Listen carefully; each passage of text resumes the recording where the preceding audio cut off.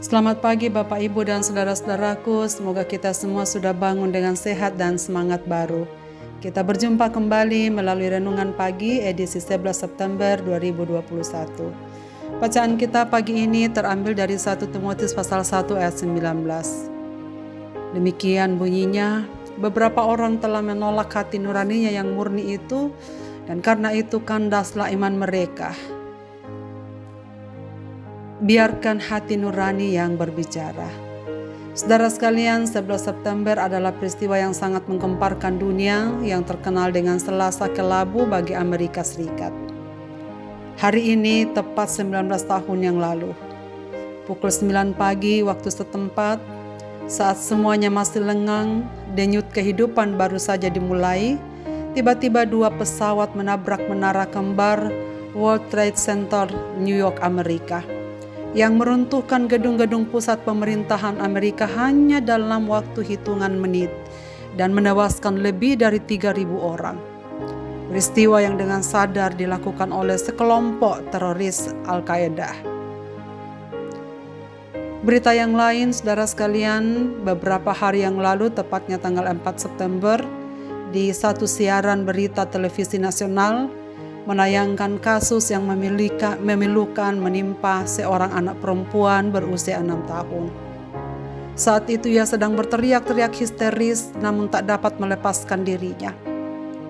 Kisah tragis ini terjadi karena penyiksaan dan penganiayaan yang dilakukan oleh kedua orang tua, kakek dan nenek, serta pamannya sendiri.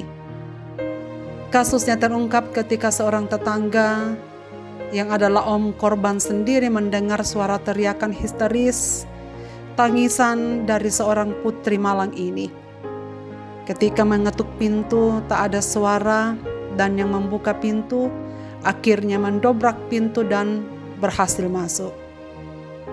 Nampaklah orang tua korban mencoba berusaha mencongkel mata anak ini. Nenek dan kakeknya serta pamannya sedang memegangi tangan dan kakinya. Keempat pelaku dengan tega berusaha mencungkil biji mata darah dagingnya sendiri karena mereka sedang memperdalam ilmu. Sekarang kasusnya sedang ditangani Polres Goa, Sulawesi Selatan. Saudara sekalian, pertanyaan bagi kita, mengapa peristiwa tragis sering sekali terjadi dalam kehidupan manusia di bumi? Bukankah Tuhan Maha Penyayang kepada umat-Nya? Bukankah Tuhan mengetahui? Mengapakah Tuhan membiarkan orang-orang jahat melakukan perbuatan bejatnya? Apakah Tuhan tak melarangnya? Teks yang kita baca pagi ini mengatakan bahwa sebenarnya Tuhan sudah melarangnya. Namun mereka menolak mendengar teguran Tuhan melalui hati nuraninya. Hati nurani adalah merupakan wakil suara Tuhan yang menyelidiki, bersaksi dan berbicara, memberi perintah dan peringatan, serta menghakimi orang yang berbuat dosa. Sebab Tuhan sudah menaruh dalam hati setiap orang segala hukum-hukumnya. Sebagaimana yang dikatakan dalam Amsal 20 ayat 27, roh manusia adalah pelita Tuhan yang menyelidiki seluruh lubuk hatinya. Terjemahan Alkitab Bahasa Indonesia Sehari-hari kalimat ini berbunyi, hati nurani manusia merupakan terang dari Tuhan yang menyeroti seluruh batin. Demikian juga Paulus mengatakan dalam Roma pasal 2 ayat 15, sebab dengan itu mereka menunjukkan bahwa isi hukum Taurat ada tertulis di dalam hati mereka, dan suara hati mereka turut bersaksi, dan pikiran mereka saling menuduh atau saling membelah. Manusia memilih tidak taat pada hati nuraninya. Akhirnya hati menjadi keras atau tumpul. Hati nurani tak berfungsi lagi, sehingga ketika melakukan kesalahan tak ada rasa bersalah. Mereka menyerahkan diri kepada hawa nafsu dan akhirnya melakukan rupa-rupa keserakahan dan kecemaran. Tiap kali mereka melakukan dosa, tiap kali Tuhan mencegah dengan berbisik melalui hati nuraninya agar membatalkan niat jahat itu, namun menutup telinga hati mereka. Akibatnya terjadilah kelicikan, kedengkian, keserakahan, pembunuhan, pemerasan, penyiksaan, pemerkosaan, penjarahan, dan rupa-rupa kecemaran lainnya. Saudara-saudaraku yang saya kasihi, marilah kita serahkan hati kita pada Tuhan agar tetap dikuasai oleh Allah dan bertindak sesuai tuntunannya. Hanya Roh Kuduslah yang dapat membaharui. Dengarlah suara hati yang berbicara, agar apa yang kita lakukan menyenangkan hati dan mencegah kita jatuh dalam dosa.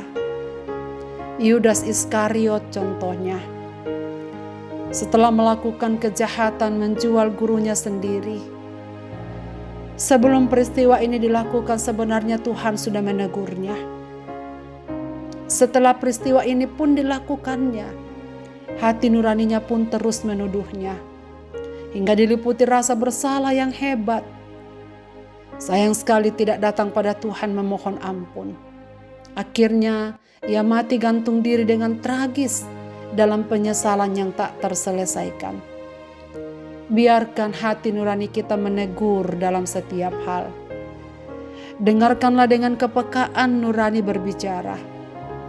Biarkanlah hati nurani kita makin dipertajam dan dikuasai oleh firman Allah, agar suaranya makin nyaring menegur setiap kita. Marilah kita berdoa. Bapa di sorga, kami mengucap syukur dan berterima kasih untuk firman-Mu pagi ini. Dalam kerendahan hati kami berseru dan memohon, berilah kami kepekaan dan kekuatan untuk selalu mendengarkan suara hati nurani kami.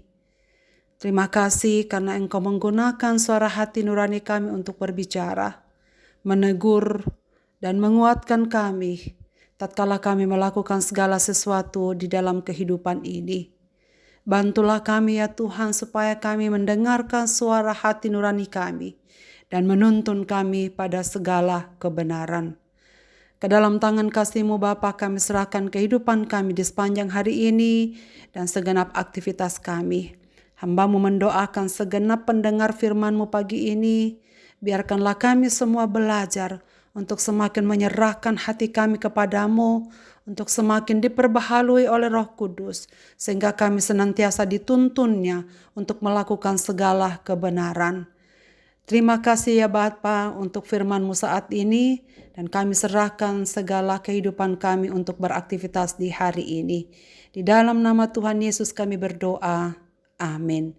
Selamat beraktivitas Bapak, Ibu, dan saudara-saudaraku. Tuhan Yesus memberkati kita dengan firman ini. Amin.